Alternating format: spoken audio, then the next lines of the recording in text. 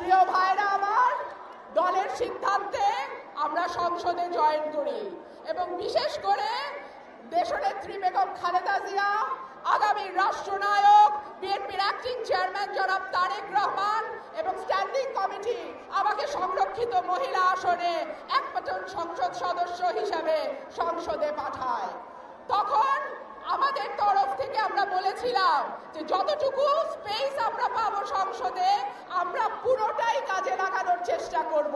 সেই চেষ্টা আমরা করেছি প্রিয় ভাইরা, কিন্তু দেখেছেন কিভাবে আমি দাঁড়ালে মাইক বন্ধ করে দিয়েছে, কথা বলতে দেয় নাই।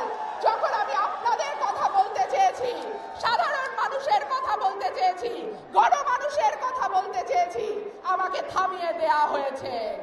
এই সংসদে থাকা আর না থাকার মধ্যে কোনো পার্থক্য নাই। সেই কারণেই আজকে দলের সিদ্ধান্ত অনুযায়ী এবং এই ফ্যাসিবাদ, স্বৈরাচারী এবং একনায়কতান্ত্রিক সরকার, যেই সরকার কোনো ভোটে ক্ষমতায় আসে নাই, সেই সরকারের যে গুম, খুন, বিচার বহির্ভূত হত্যা, বিরোধী দলের উপর নির্যাতন, বিভৎস লুটপাট, এই সব কিছুর প্রতিবাদে আজকে আমি সংসদ থেকে পদত্যাগ করছি। আমাদের পদত্যাগ পত্র আমরা অলরেডি ইমেইলে পাঠিয়ে দিয়েছি। আজকে শনিবার ছুটির দিন, আগামীকাল ইনশাআল্লাহ আমরা আমাদের সই করা পদত্যাগ পত্র হাতে হাতে সংসদে পৌঁছে দেব।